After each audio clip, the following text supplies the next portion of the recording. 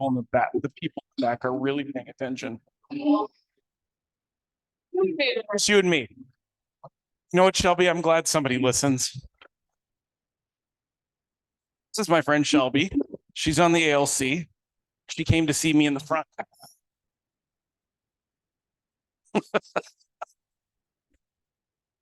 Yeah, I'm totally, this is me. Like, welcome to the party.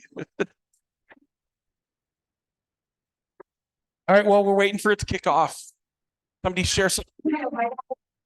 We are up on Zoom. You're going to be logging in. You're going to be seeing us. We're here. We're ready to rock and roll.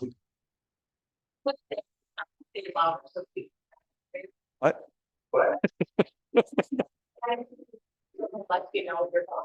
I'm loud enough? Okay. Appreciate you. Actually, there was some woman yesterday loud talking across from me at lunch I was with a recruit. It was the first time that I actually wanted to say, "You're freaking loud, lady. Can you pipe down?" I know all about the medication she's taking. All about, I know her. She shared it with me, but not the drugs. Just kidding. Don't do drugs, kids.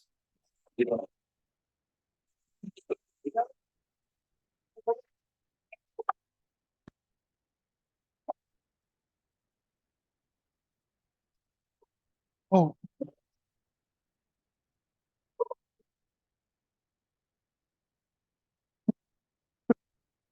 You know what? I like your videos. You know what? That's why you can't be a preacher from a prophet from your own hometown, because your kids just trash you. Right? If you want to really be put in check, have kids. No matter what I do, they don't think I'm cool. I am cool. Thank you. I don't need. Thank you. Still to this day, she does. Seriously, you guys. All right, we are 100% ready to rock and roll. Welcome to your Tuesday sales meeting. I don't know, I'm inspired today. Tuesday. Okay, let's get serious though, okay? You guys quit screwing up on my meeting. Today we have somebody that is very special to us because he provided an incredible breakfast array of everything. Robert, come on down. I'm going to give you the microphone and tell us a little bit about all the amazing things that Costco can do for us while I go back and get a donut or a croissant or Danish. I can see about that life. There you go. So folks, my name is Robert Smaller. I'm from the Maplewood Costco. We want to offer you guys a really cool product. It's called our gift to membership.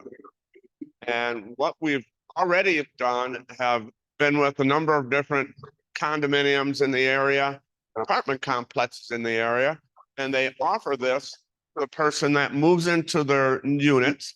They get a free 1-year Costco membership.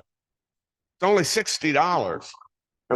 And so what our thought process was to come in and talk with some realtors. Once you sell a home, it's a huge benefit for that new homeowner to have a free Costco membership. Washer, dryers, furniture, you name it, we have it. Return policy is out of control. So if they don't like the color, doesn't fit, something's wrong with it, you bring that thing back anytime within that year or even longer, you get all 100% of your money back on the product. We have a concierge service, so the people can call to get help for any of their installation needs that they may have. Now, we are giving you these ones that come in this packet. Again, and the realtor will just pay $60. But then when that member comes in, you give them a $20 shop card. Now, I tried to get it to where I could give it to you guys. When the realtor bought it, then I could give them the $20 shop card, but I have to be able to do it when the person comes in to sign up for the membership. But yet something else that you can sell to the client saying, hey, and once you go in and sign up for the membership, you're also getting a $20 shop card on a $60 membership for the whole year. Again, once I run out of these, and I have about 50 of these 60 left, they look like this. They have Costco. It looks like this. We slide the shop card in the middle. Card looks like this.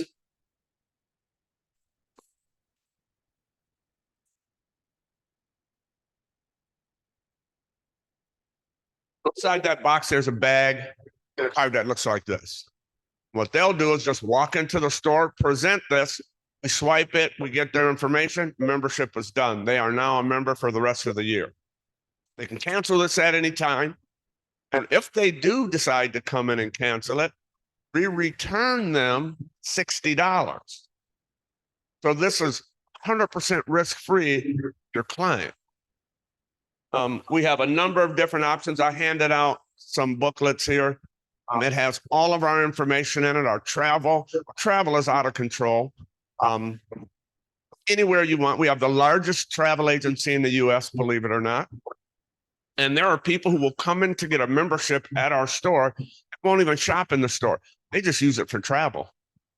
Okay. So there are some huge benefits. We have some auto specials in there. If your people are trying to buy a new car. I used to be a mortgage broker, so I get the fact that when people buy a house, they usually go and buy a car right then because their credit's nice and clean and good. Costco has some great deals for vehicles. And again, it's a benefit for you folks because believe it or not, folks really like this membership. And when they actually say, hey, and if you sign with us, also get a 1-year membership with Costco, people are all over it. We have Trails Edge, which is right behind us. And like I said, a number of different condominiums and apartment complexes in the area. It's all on their literature. It's all on their stuff. It really does work. So I left my card with all of you. Please reach out if this sounds like something you'd like to do. I'll even do more than that if you come in and get this started. So I'm looking for the opportunity to get with you guys. Yep. Thank you.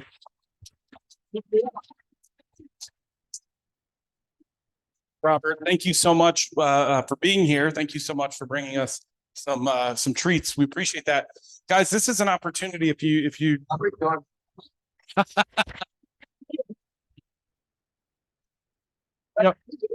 the best time to buy a second home, right? It's today. Yeah, right. But thank you guys. I think that's a super great easy gift. And for most of us, it pays dividends because the people in my house, they eat everything and they use everything. So I don't know why, but here we are. But thank you very much for coming out. Thank you to Costco. Guys, let's give Robert another round. Thank you. All right, guys, we're going to kick it up again. I'm like a circus monkey. I only know what I'm told to do based on what the director says.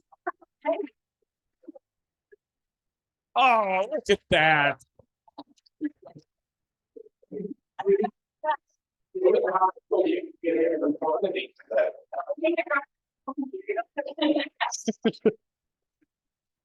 All right, you got, ooh, I'm really loud. Just a reminder of our Valentine's Share the Love food drive that's going on. I have had some people reach out for flyers, so excited to have people outdoor knocking for that. If you want to share it on social media, definitely reach out to Sean. He can get it branded to you, as well as with the flyers. But just a reminder, we raised 861 pounds last year donated. So we're trying to get to 1,000 this year. And so far we have Steve and Grant. Thank you for bringing stuff in. Yeah, Yes. Grant will just weigh in with his. But yeah, if you have any questions on this, definitely reach out to me. We're going to be doing the drop off on February 12th. So that's a little less than 2 weeks from now. So I'm really hoping to get some good donation numbers and start seeing some stuff come into the office. And now I have to go change my slide. Yeah, no. Thank you, Jordan, for that. Let's get this, you guys. Let's make this happen. And I think it was really cool last year. If we can get to 1,000 pounds, that's pretty awesome. And it's just bringing some stuff in, talking to your clients. It's going to use one of these digital assets. Okay, rock and roll. All right. Cree's going to do it now too. I have 2 bags at home. See, look at this guy, right? Right, it is. Database with, go ahead, Steve. I mentioned, I think last week when we were talking about this, that a year ago, the Highland team purchased some little tote bags or canvas with our logo on there, which we've now reused on a number of times. If anybody wants to know where we got those, they're not spendy, maybe $2 a piece. So go get a bunch of those and put your own name on there if you want to. So let me know. I can talk to you. If you're leading with revenue, you can write it on there with a marker. That was a joke. Landed wrong. Maybe next time. Maybe next time. No, I think it's a really good idea. And so get out and get in front of this, you guys. This is a really easy way to get out and talk to people, get some foods, get some food and create some conversations. You guys, I don't know what my problem is. Give more sleep or something. Building your database. How many people do we have signed up for this already? 25. Well, people here on a Friday never, I think. Seriously. You guys, Marty, if you haven't met or talked to Marty yet, I think he is an incredibly gifted presenter in this. I think he does it the way that most agents really feel like they can understand his delivery and really get used to this. And the guy jumped in and fixed my computer last week, and I was just ready to go get a new one. So, so thank you to him for that. So guys, check him out. If you haven't signed up, do this. This is the best opportunity you have to hitting your 2024 goals, is by knowing that you have your database in place. So let's get on that.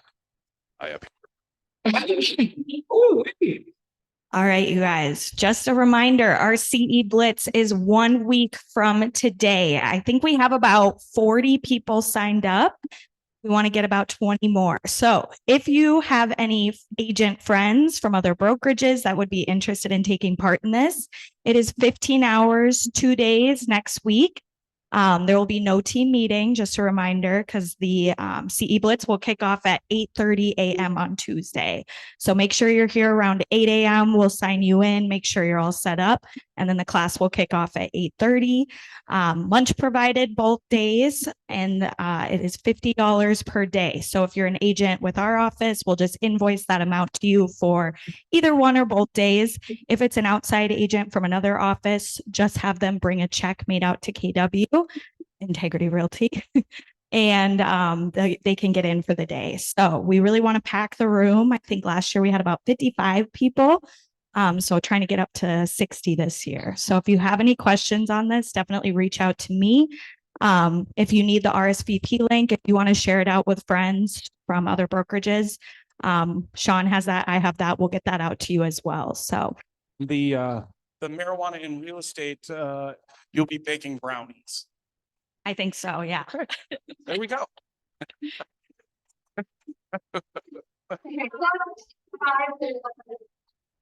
Big neon lights where they're selling all of this crap.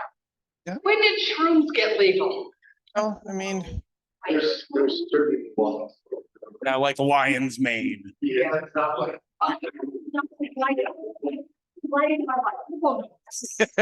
If you take a couple, the lights flash either way. It's like when they started to do the LSDs, not really THC, when they started those, and then it became legal, they started mushrooms now, like all the other types of mushrooms you can find anywhere. I would like mushrooms are not.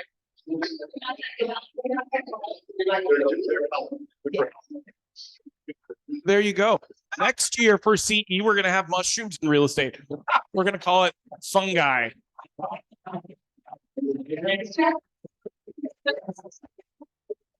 Tuesdays right now, we're in legislation debate. Yeah. And And LSD. Well, I mean, I'm here for a good time, not a long time. You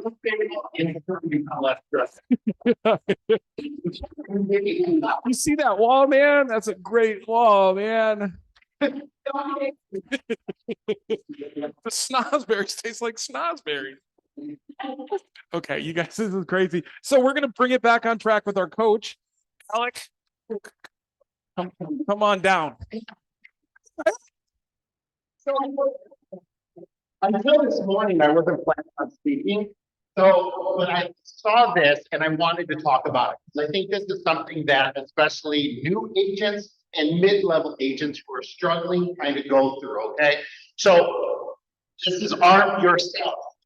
actions lead to results, lead to your motivation, lead back to your actions, okay? So this is a cycle that we all go through. If it's positive, we're doing positive actions, getting positive results, that's making us happier. We're more likely to continue this cycle and to grow and grow and grow. Things become easier. Things start answering, we attract more and more, right? Larger agents that say, I don't feel like I work a day in my life, right? Because they love everything they do and they have that reference down and they build up their confidence, their motivation for doing it. Why so many people, roughly 87% of all agents fail in the first 5 years. Because of that, is because they're in a negative cycle, right? They do an action, they don't get the results they want, they start feeling bad. And then that causes them to typically do a little less action, to again not get good results and then to feel even worse. And that cycle continues until you get to a point where you're struggling to even post online, right? To give someone a phone call. Right? Start to get in our own heads and it's hard to break out. So what I would encourage, if that sounds familiar to anyone, what I'd encourage you to do is, who cares about yesterday and tomorrow doesn't exist?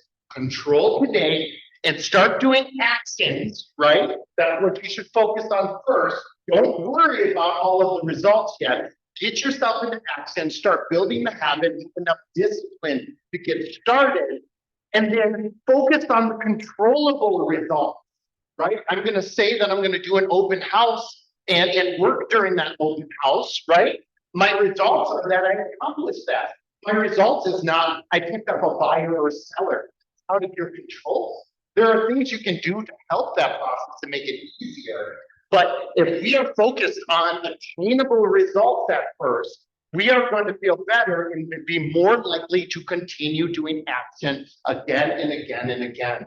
So if we just focus on what we can control, focus on taking action at first, we will start to become better and better and have more transactions, more confidence, and we will enjoy what we do, okay? So if you are feeling like it's helpless, let's break that cycle. Let's start to think of this different and just control your day, okay? So we got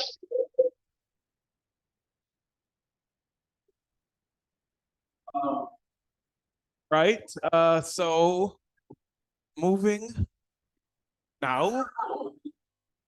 Now we bring up Lynn, everybody. Thank you.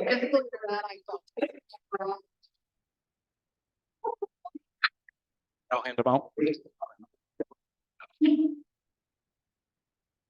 know, every week I. They better have the Everybody in the front row gets it first. microphone. It's more passive aggressiveness. That's my front line. Hello. Welcome. Okay, every week I try to pick on something that's come up in the previous week. So if you've got something that you would like to be brought up on a Tuesday broker moment, bring it to my attention. This week, I had 2 agents call and ask, I've never done a contingent offer. How do I write a contingent offer? Okay. Some old school real estate is kind of coming back. I'm kind of having fun. The form that you have is what you would use if your buyer has to sell another property in order to close on the property they're making an offer on. One of the questions came up in that the client's property that they were selling is out of state. That happens. Just communicate really transparently with the agent you're working with. I always, when I present a contingent offer, I'm going to present a CMA with that offer, showing that my client's house is priced reasonably well.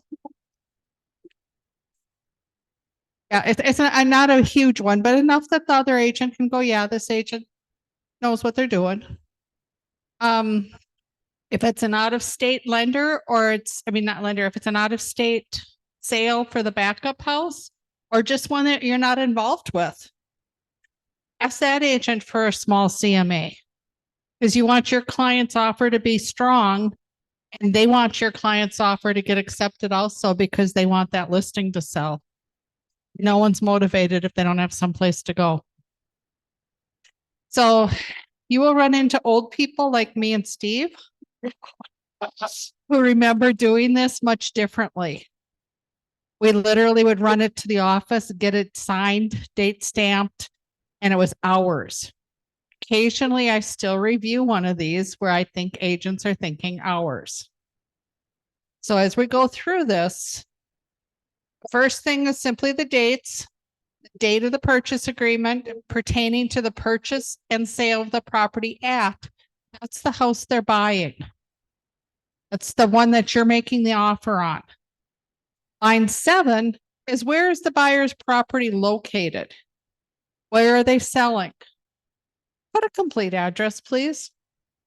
123 Main Street doesn't even tell me if it's in Florida or Minnesota. Okay. The buyer's property is currently listed with or will be listed with. And here's where I see people where like we would put, 72 hours. I see 72 days and I know they're wrong. This is days. So 72 days is crazy. 14 days, maybe. 2 days, maybe. Maybe it's already listed. Maybe you're just waiting for the photographer and you got a coming soon going. Make sure you communicate that. But if you put 7 days here and your client on day 6 calls and says, oh, the dog got sick. I can't go on the market this weekend. Too bad, so sad. You are under contract to be on market this weekend. Make sure you have some control. Qualified as currently listed. No, you have to be active for showings. And when I say too bad, too sad, that kind of sounds mean, but they're in breach of contract for their buyer rep or for their purchase if they don't follow this. No one wants to be in breach of contract. All right, then you put what brokerage that they're going to be listed with or already are listed with. It is not always the same. You might be working with an outside brokerage. Here's where it kind of gets confusing is the seller has the right to demand removal of contingency. So you get your offer accepted. Maybe 2 weeks go by, you haven't sold. Maybe you're not even on the market yet. And the seller sends over a cancellation. It can do that. They don't have to have another offer. They can just be sick of waiting for your offer. They can remove the contingency, but you have some protected days in here. So the next section, line 15, and it's business days. So weekends are a freebie. Most of our contract now is calendar days. This is still business days. If you put that you're going to have 3 business days to either remove the contingency or sign the cancellation. The seller calls your contingency. That's the number of days you have to remove the contingency. And the only way it can be removed is by the sale of a house. If you sell a house and you think, oh, goody, I'm all done, but your client accepted a 10-day inspection period, you are not going to meet this contingency. Contingency removal, the only contingent that can be on the backup offer is financing. Can't be inspection, can't be review of CIC docs. Okay. Think about that for a second. You got to be really careful on what your client is negotiating and accepting on that backup house, because you hate to have them sign a purchase agreement to sell that doesn't satisfy the purchase agreement for them to purchase. I've had to take that phone call. It's not good. Closing of buyer's property. This is the only contingency that can remain that the buyer's still contingent on their sale closing. So it's contingent probably on financing. But once they remove it, it's theirs. Failure to remove it says that, and they're not talking about a breach of contract, they're talking about your client's house didn't sell. If you can't fail to remove the contingency, all parties agree to sign cancellation with earnest money going back to the buyer. Okay. People get a little creative in here, including myself. On those little blank other lines, I like to personally write that the seller agrees not to call the buyer's contingency for any reason whatsoever for the first 14 days. It's wonderful because that gives your clients at least a half a second to maybe sell their house on the first weekend or two. Sometimes it gets accepted, sometimes it gets striked.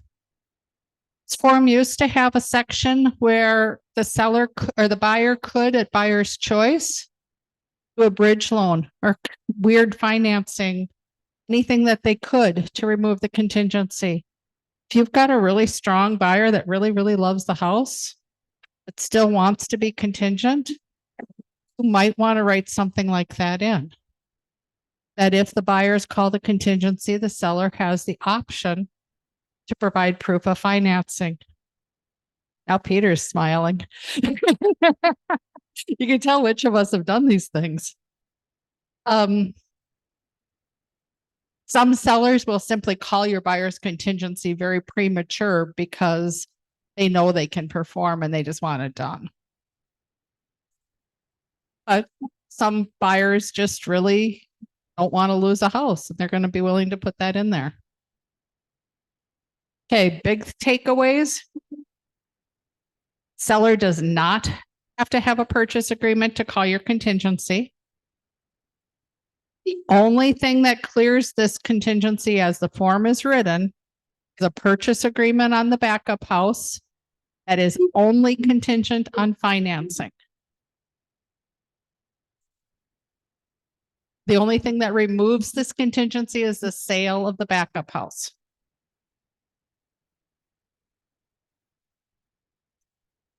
Any questions?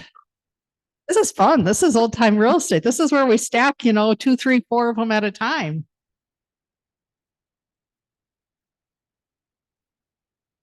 Grant.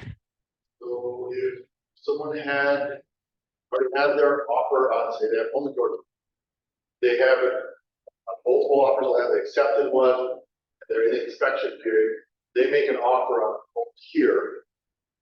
That means they can check in box one and you can this, that. If they've already accepted an offer, would not use this form.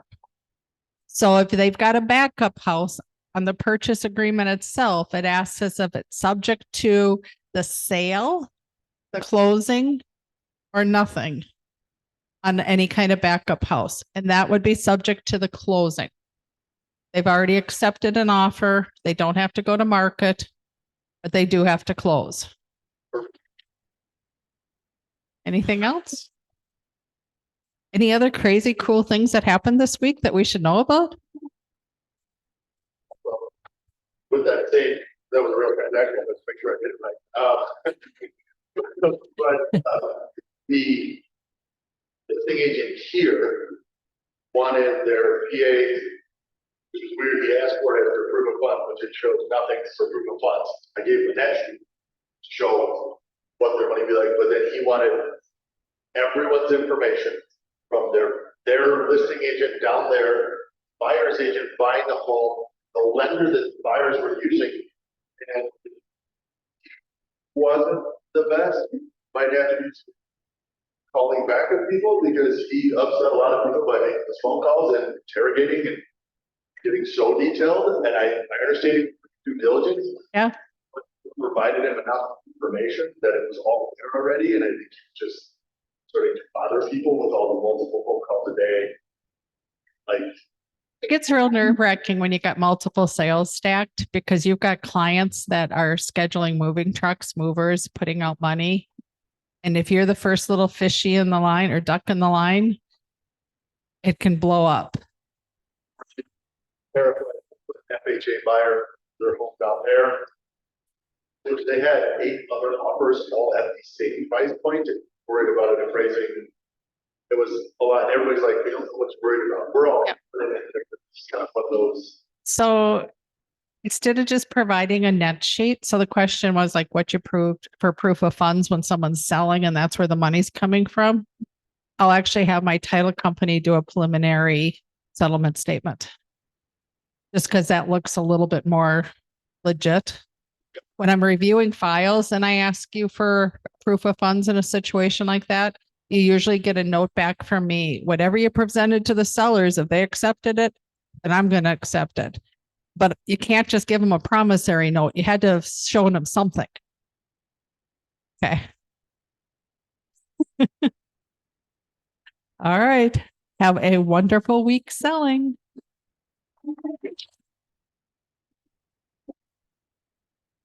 All right. See. It's up to me. Okay, I should have printed this out so I could see it right.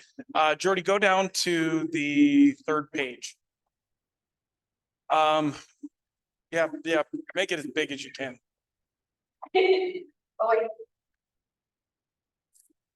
So you guys can see some of this. So I think sometimes in order to give yourself context so that you can give context to your clients, this is a really good place to start. So this is a confidence index survey, which is ranked, and they on the bottom part of this, they actually have their method for this. If you're so inclined, you can look it up. But I think the things that are the most important, more than feelings, the market outlook, percent of respondents who expect a 1 year-over-year increase in buyer traffic in the next 3 months. This report gives an idea of what we're all feeling. It puts it into numbers. So the first 2 things are feelings. As much as I like feelings, I don't know what that was. I'm concerned. Whatever it was gross. My ADHD is just on fire today. Percentage of respondents, year-over-year increase in seller traffic in the next 3 months was up too. If you look back to the last 3 years, you can obviously tell that we're also experiencing some pent-up excitement, right? And that's what those numbers indicate.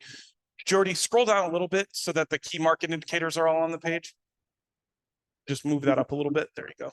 All right, so key market indicators. Now, these are real numbers that I think when we look at them, we get to see some things. So there's a nugget in here that I want to point out. So we know that the days on market has been pretty consistent. Having a 4-day increase in market, what does that really mean?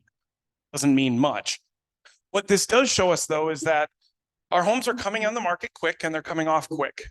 Speed to market is going to look different. I don't know that we ever go back to the distance selling that we were doing before in terms of how long a home was on the market. I don't think that that's going to be a thing right now. So if you were selling before, and I'm not going to use the 3-letter word that Lynn used about people that are a little bit more experienced. But what I will say is that we're experiencing now is probably going to be the way that you're going to be in business. Home comes on the market, you're going to get multiple showings, right? You're going to get multiple offers likely. We're going to get down to that at the bottom too.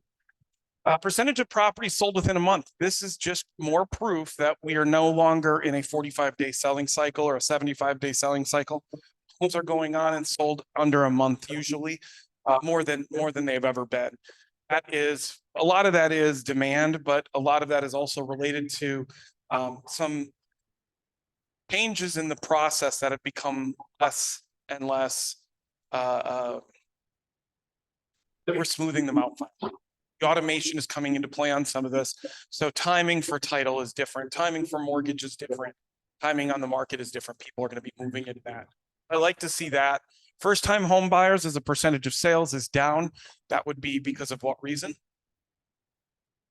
Affordability, directly related to the to interest rates, right? That's going to be a number that we have to watch.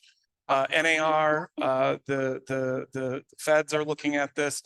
That number want to keep in the 30th percentile or above, and the reason is because we want new home buyers to believe that in the idea of the American dream. If it gets out of reach, there's some significant issues related to that in terms of not just affordability, but what it looks like as we move forward into buying years. We know right now, I don't think this is on here. We know right now that the average age of purchase throughout the United States is, anybody know what the average first-time home buyer age is? 34 right now. Anybody know what it is what it is in Minnesota? We've typically moved into homeownership faster. There's a reason for that. Directly related to the fact that a lot of us, our parents owned homes. And so we moved into that, where in other parts of the country, you might be renters and then you're just naturally in your home longer. Here, the average age is about 29. Now that age could be a little bit skewed this year because of housing prices, but we're still usually about 4 or 5 years younger than the national average. So that's a good conversation to have with people in your life at that age, right? If you have some friends with children, or you have friends yourself that are somewhere between 25 and 30, this is in Minnesota, this is peak buying years for them, right? And they're going to be moving in with some affordability related issues, but nonetheless, we have programs for that, Raina and Mark. Sales intended, non-primary, again, this is something that we would like to see this number go up a little bit. Why would we like to see that number go up a little bit? Liquidation of baby boomer equity. That has to push back into the market. In order for the market to become more even, the baby boomers who are holding out on us. No, but they are. I mean, legitimately, they're holding on, they're living longer. So because of that, they're holding property longer. And in this particular case, this number in more of a balanced market for us, a market balance that there's more inventory, that number has to go up. Because otherwise, people that are just turning over their homes, there's just not enough inventory for that. Distressed sales as a percent of sales went up 100%, 2%. What's that mean? Does that mean what does that mean anything to anybody in here? Always try to be equal to that point. And right now we're not in that place. Because people, I mean, there have been a lot of layoffs, but still the employment numbers and the economic indicators that came out today are still pointing to an overwhelmingly healthy economy. And yet we're still lower in that area, which is good. That means that people have the resources that they need. Percentage of property sold above list price, average number of properties, average number of offers in recent sales. I think that this is a good number for us to track, simply because it gives us a good indication, not an anecdotal one, about what is actually happening in terms of this. We, as Lynn said this morning and has said in the past, we're going to see multiple offers all summer. That's not going to stop. It's not going to stop. So let's be prepared for that. Let's be focused on how we're going to get that into the system, right? Let's focus on making sure that as you're getting these offers, you're getting them in as opportunities. You're tracking them, because we saw that a lot of that came back on the agents who weren't focused on doing that. So make sure if you have a property that's listed and you're getting multiple offers, you know the protocol for that, because it's an important part of the process. And Lynn, you don't want to get that call from Lynn and say you got 27 offers and there's only one in the system. Cash sales as a percentage. Again, this number is going up as well, or I mean, a percentage point or two doesn't seem like a lot, but over 5 years or 10 years, you can see that number. What is cash sales? What does that mean? What is it? I know you guys know what it means. What do you think that what does that mean? We still have, what's that? Okay, I agree. What kind of investors?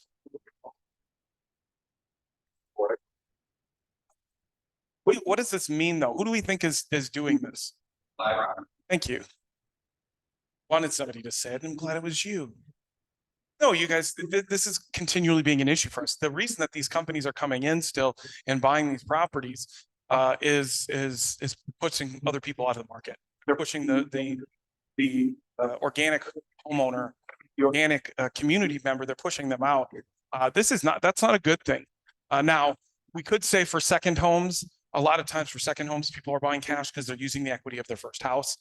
We can see that, right? That's not this, but that still means that there's a huge amount of equity that's currently sitting locked into people's homes. Tad said last week in our ALC clinic that nearly 50% of American households owe 30% or less on their mortgage. A pretty big number. That means that we're well leveraged as a country in our home ownership, unlike the past. That's why market has stayed strong. That's why prices have stayed above where they are and have not fallen off as much as people would have wanted. Scroll down a little bit more. Nick, I have a question. Yeah, go for it. You know what percentage of the Twin Cities market is for investors and purchases? I know that based on the third quarter, about 8% of our homes were institutional investors in that quarter that were bought. 8%, 880. Like the, flip phone. These are big national REITs that are coming in that are buying and holding these properties, and there's some issues with it, I think. Other 8%. Somewhere in that range, like. I think it's down actually, because the prices haven't gone off as much. So They just started buying it. yeah, Homestead Road, Oh, Homestead Road. and that's one of the other ones. Yeah, right. Is that they'll come in and buy it. So actually, I would say that when the prices were, you're probably looking at closer to 12% that they were buying. A lot of the stuff that they're buying, though, the hard part is that those aren't properties that are going to go on the MLS. So we don't ever see them. So we're like, well, we don't see that.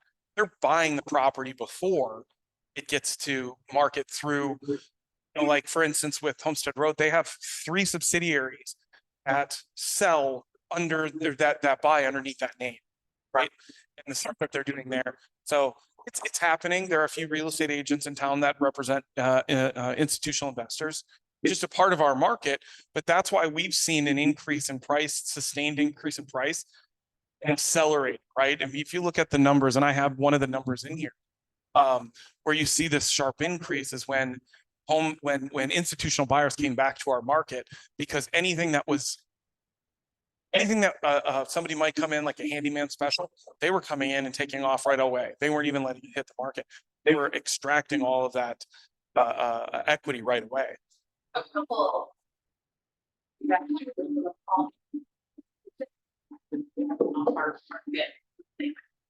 Sometimes they found. So I'm not going to, No. Yeah, right. Is it true the city of Maple Grove stopped that? There was a moratorium. Yeah, they did. The state of Minnesota was looking at a moratorium on institutional investors. Hard part is that the Realtor Association has to be very careful as to what it promotes and what it doesn't. And one of the things that the association believes is free property rights, and that who's ever buying them or buying them, they have the right to buy them. I don't agree with that. I don't work for NAR, so.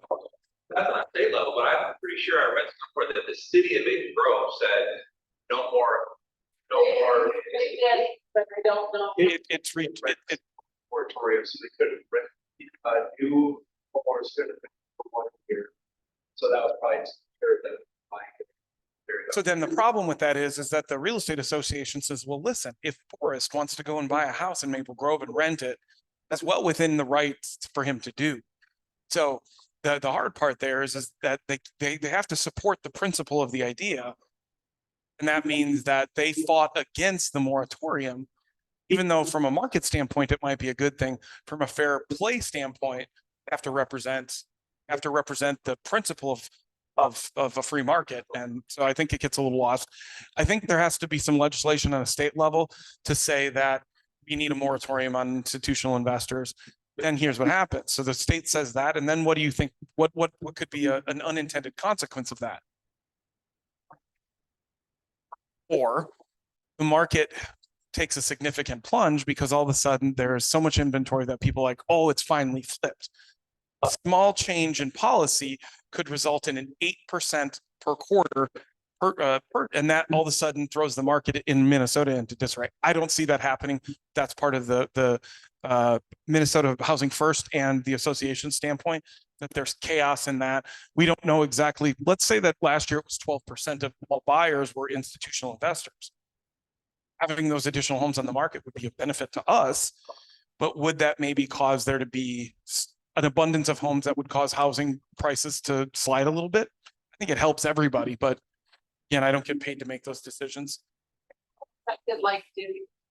Yeah. To the company that buys the house of one particular person and rents it to them until they can get their financing. That's, I get an email from them occasionally and what they can't buy there. Literally rent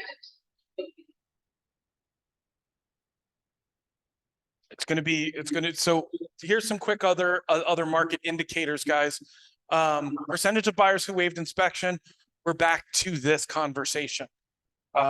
Again, I think we have to be really, really, really careful about this conversation, you guys. If one quarter, how many of you have had a horror story related to somebody not getting an inspection in the last year? How many of you have had a problem arise from not getting an inspection? Okay. So I know of at least about a half dozen of conversations that I've had with people, other things that have come up. It's not a fun situation. I don't think we're fully, the consumer is always going to end up in a position with this conversation of feeling like you told them what to do, even if you disclosed to them what it was. Right? So you can say all day, well, I disclosed it to them. Yep. Yeah, but they're still pissed off. Now you don't have a referral source.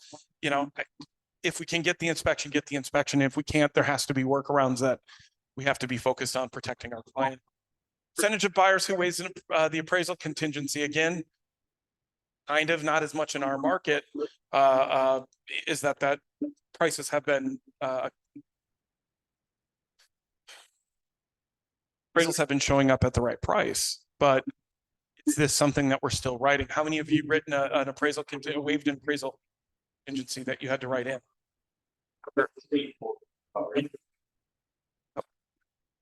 Everyone knows that additional purchase agreement has no appraisal contingency. It defaults to the buyer better figure it out. Okay. So, and your clients are taking on that as well. Percentage of buyers who purchase property based on virtual tours showing open houses. I think that's an interesting number. That's a pretty significant increase in a 2-year period to go up by 33%.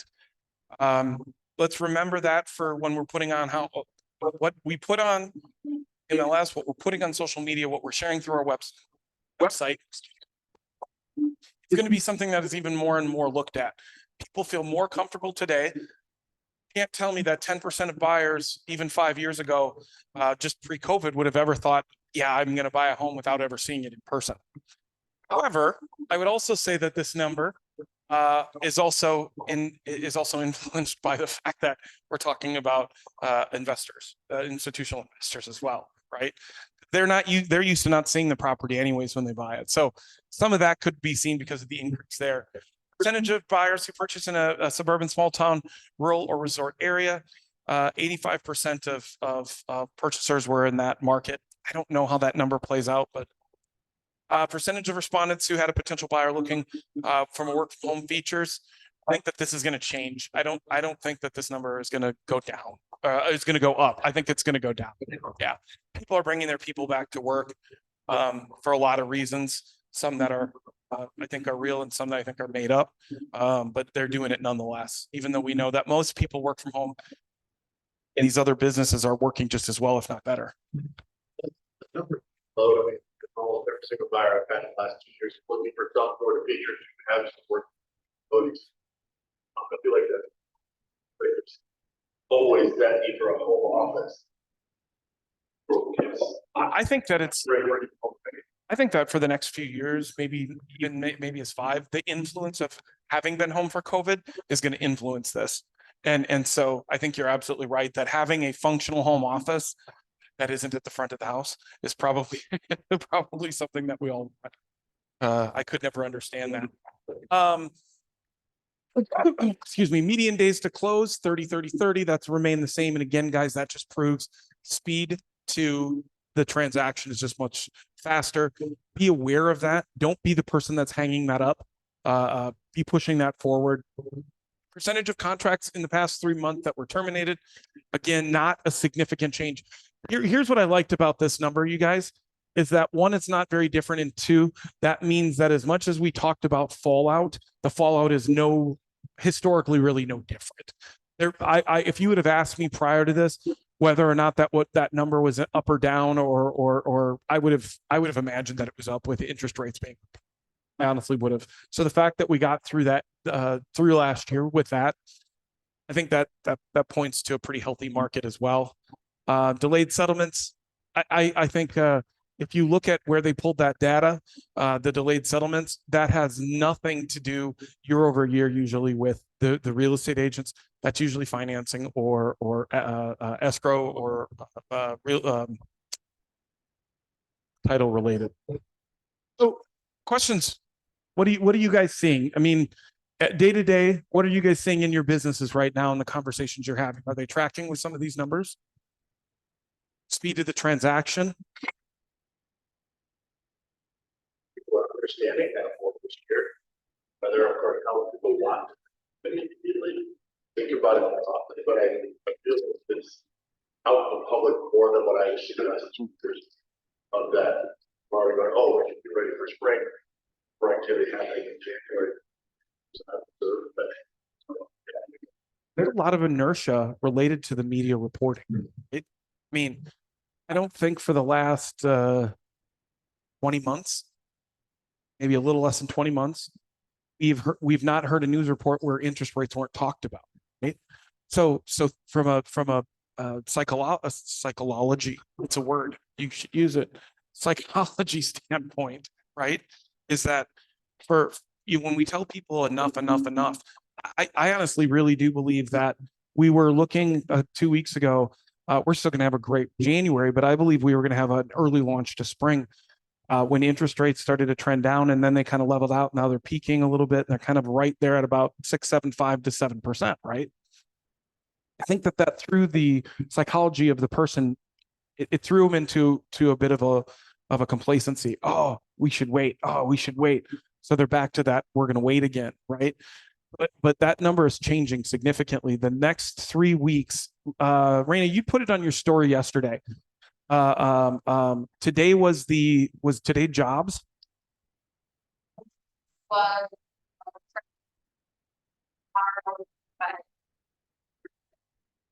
That's it.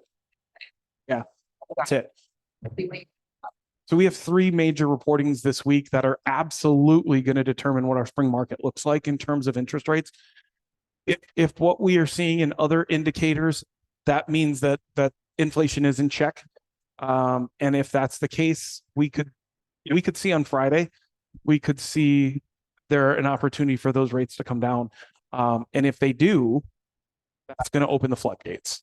It really will. We know in the Twin Cities, I've told you guys that we are looking at about 84,000 pent-up buyers, which would double the amount of activity we had last year. It's not going to be that much because most of those people can't qualify even at a rate of anything with a 6 on it, theoretically, right? So we know that, but let's just take a portion of that, about 30%, right? That would mean that we could see this year, we could see an increase of somewhere between 10 and 18,000 transactions in the Twin Cities. Will we see that? I don't know. Go ahead, Steve. That comment, I can't help but think about all of the analytical buyers and sellers for We can. ID might drive crazy. So we can. I'll share this with you guys. The other thing is one of the things I would urge if you get a chance to do this, and I know this is one of those things where it's like your teacher told you to go home and read for an hour, and you're like, yeah, we're going to do that. You didn't. This is one of those things where you might want to. Some of the numbers being put out, if you just go to NAR, if you just Google search National Association of Realtors on that main page, it comes up research and statistics. Same with SPAR. If you go into their research and statistics, it's easy for you to say. There are it's it's helpful, right? It gives context. And when it's coming from a situation like this, it provides context, but it provides validity to what you're telling them, right? Because what do the consumers get? They get their information from Facebook. You're right. Some jackass who works for a balloon brand. No, I'm just kidding. They're all good people. But you have people out there that are providing context that I don't know that context works. And then from a media standpoint, they're only telling us about all the bad, about the housing market and about everything else. So I think that consumers are really looking for somebody to look them in the eye and say, here is context for you. This is context for you and your situation and your home at your price point with your motivation. That's more important, I think, than a lot of the information that gets thrown at them from somebody who they don't know on social media, and they're going, oh, well, Noel said it wasn't a great time to buy. I don't know Noel, but I know that there's a motivation conversation, price conversation for us to have that might change that outcome or that prescription. So jump on this, you guys, if you want. I can share this. This was a PDF. It's a longer version. Excuse me. Go up to the top. This was not that one, the second one. There you go. Thanks, Marty. This one's really good, but it hurt my eyes to look at it like this. So 33% of respondents expect a year-over-year increase in buyer traffic. Great. 25% of respondents expect a year-over-year increase in seller traffic in months, up from 12% last year. Respondents reported properties sold in less than months, down from 62% last year. Again, guys, use these, even if nothing else, you're just starting to spark the conversation, right? That's it. How many of you, if any, are going to tomorrow's shift class? Right. Well, then not all of you can be in here next week for CE. Right? We didn't promote it really well. $60. I was super turned off by that. The guy lives here, and sometimes I need to remember that I have to fall in alignment as a team leader, and like I have marching orders, and I'm like, oh no. So all right, guys, go kick some ass, go help some people this week. If anybody needs anything from us, please find us. The leadership team most of us will be gone this afternoon because there's regional leadership meetings in Eden. But I know that Jordy, you're going to stay. You're going to stay. Lynn, I know that you're going to stay or be around for a while. So if you guys need anything, search from them. Linda's here. Linda.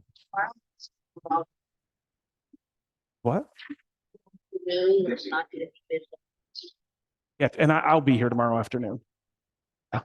I will be.